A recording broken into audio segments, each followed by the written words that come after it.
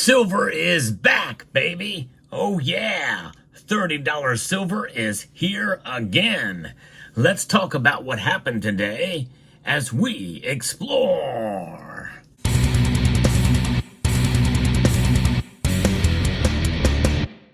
Precious metals markets are alive. Very excitable today with a massive increase. Silver's price exploded today. By any stretch, by any measure, and by the way, that measure is a 24-hour period, by the way. You know, with a 4% climb in one day, that is huge. Now, we've been used to seeing close to 2% or a little over 2% moves one direction or another with silver. But remember, we're talking about a one-day move in silver's price. The moments before the markets close, here are what the numbers are. Gold is up over 1.86% today, reaching near record highs yet once again to $2,558.20. That's a $46.70 increase in one day. That's pretty darn good for gold, trading near all-time highs again, which means that there is potential possibility that we could see gold continue to climb as we assess what caused the prices to go up. By the way, the high today for gold was $2,560.40. Silver is trading up dramatically here today, up 4.25%. We've got silver trading up $1.24 right now to $29.99. In fact, it did breach the $30 mark earlier in the day. See, a lot of that trading happened overnight in the futures market. We'll get to that in a moment. $29.99. Crazy. But here we are again. Platinum and palladium are both excitable today. And you know what? It may be too little too late for those metals. More on that in another video. But the silver markets have been risen back again, you know, and again, it's something to be somewhat expected. I've kind of predicted that we may see silver trade around the $30 range. Although we got to remember, this move today was a dramatic and big one, which means be prepared for consolidation and correction around the corner.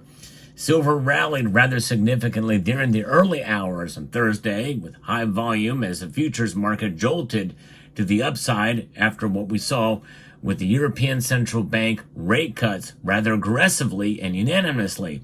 That is what the big driver was this morning. With that being the case, it does look like we're going to break out to the upside and reach the $30 level. And we did with a little bit of a pullback now. It's an area that a lot of people would obviously have a large, round, psychologically significant figure in an area that you're probably going to see a lot of options barriers, according to this piece here from FX Empire. Short-term pullbacks at this point in time should continue to see buyers near the $28.50 level. That's a support, and perhaps above there with the 50-day moving average. Silver, of course, is very volatile, and keep in mind that it is not only a precious metal, as I've discussed, it is also an industrial metal, and it will have major implications as to how it behaves. So we can get excited today, but remember, that rate cut is just around the corner, and everybody's baking in that they're going to do it, at least a quarter point, and most of us agree that it is probably going to be a quarter point and not a half-point cut. So what is more reasons why this is happening? Well, we've got some mixed economic data. You know, it's good news to some extent to see this inflation continue, but 2.5% inflation is really only telling part of the story. Bloomberg is reporting that gold and silver climbed dramatically after faster than forecast U.S. inflation print, and an uptick in applications for unemployment benefits did little to alter bets that the Federal Reserve will cut interest rates next week. So the producer price index for final demand increased 0.2% from a month earlier after a downward revision to July's reading, according to the Bureau of Labor Statistics, with a report that was released today. The median forecast in a Bloomberg survey of economists called for a 0.1% gain. And you may not sound like much, but between months, that is a fairly significant number. And remember, producer price index is the the what will forecast what the consumer price index is going to be. Producer price index always leads to what the consumer price index is, which is the official number that we look at. Initial jobless claims also increased by 2,000 to 230,000 in a week ending September the 7th, according to Labor Department data that was released today. The median estimate in a Bloomberg survey of economists called for 226,000 applications for unemployment, so more than they thought it would be. This is not good. Of course, it won't dissuade rate cuts, but you know it's not going to be a half-point cut. That's for sure. Treasury yields and the dollar dipped after the readings, boosting bullion by as much as 1.6% to fresh record. And I don't know, I think the record was higher. It's hard to say. It's been kind of floating around this area. In fact, right now it's at $2,559. So we very well could see this thing continue to go up. It might be a record high for gold too. We're going to go ahead and call it a record high. I don't know. Let's see. But this is Bloomberg is saying that's the case. Now, earlier today, the European Central Bank, as we mentioned, lowered interest rates for the second time this year, with inflation receding towards 2% and concerns about the economy building. That pushed the euro higher against the greenback, weighing on a gauge of the dollar strength. And that is also contributing, obviously.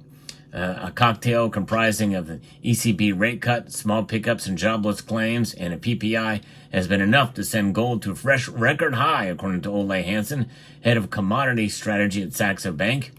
And silver moving up dramatically as well. In fact, what is the gold to silver ratio now? It is now hovering at still high, but now it's 85.64. We still got a long ways to go to narrow that ratio, that's for sure. But we'll get there. But I think getting there probably is going to equate to, as the gold to silver ratio, hovering probably around 75 or 70 when it's all said and done. It's just the name of the game, the nature of what we're dealing with the markets. And so now bullion, gold and silver, has risen more than a fifth this year, with recent strength underpinned by growing expectations that the Fed will soon embark on a cutting cycle. We know it's coming, folks.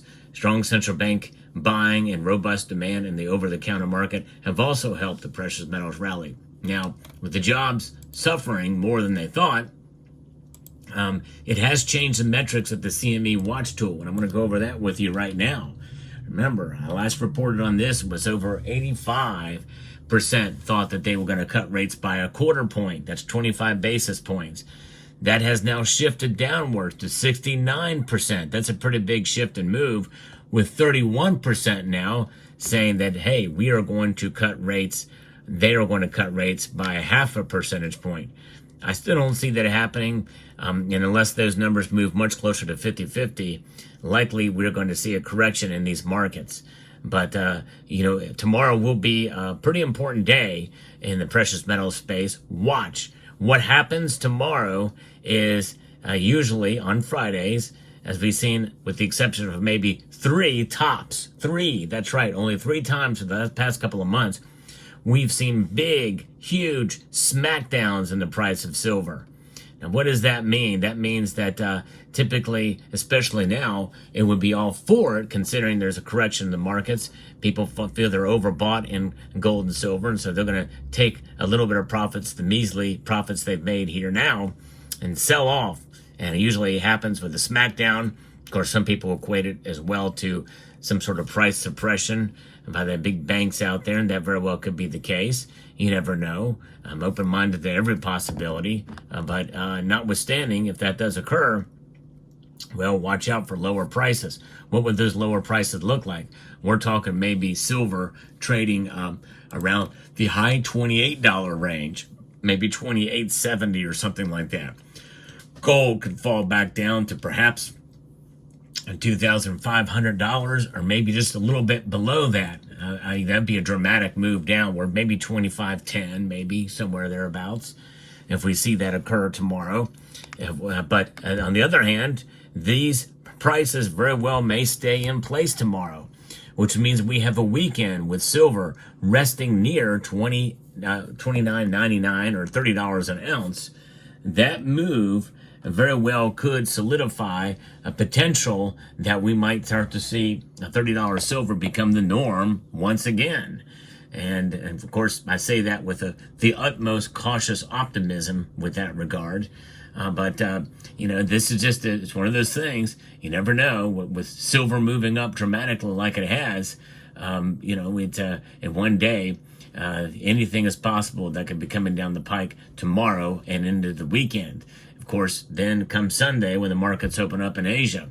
Asia is a whole nother market, in terms of silver and gold, as the Shanghai Gold Exchange lists the prices of both metals higher than the Western markets. So it'll be very interesting to see where things play out. And we have a lot weighing in on what's happening with the economy, with the markets. And so the best thing we can do is just hang in there. I would not be making a purchase of precious metals today if I could help it, with this market happening, both gold and silver, especially gold trading at all-time highs yet again. But the thing is that you never know what could come around the corner. With these prices could keep going up as another possibility. Then you'd be saying, why Sal said not to buy today? But then they kept going up. That is a very slim possibility, but usually doesn't happen. I've been around long enough to see that there's usually a correction right around the corner, as an overreaction is usually seen in markets like what we see today. But tomorrow will be the tail of the tape. If we see prices stay where they're at or climb a little bit more from where they are today, that could be the beginning of the solidification of a new support for these precious metals. So there you have it. So let me know what your thoughts are about the markets today. I hope you found this video informative, insightful, and educational. I did post a video this morning about some very important information about a gold scam that is out there. So I hope you will check that out. I'm going to link to it at the end screen here. So let me know what your thoughts are. I'd like to extend a multitude of gratitude to each and every one of you for taking the time to watch. And I want to encourage you to please rate, share, comment, and subscribe.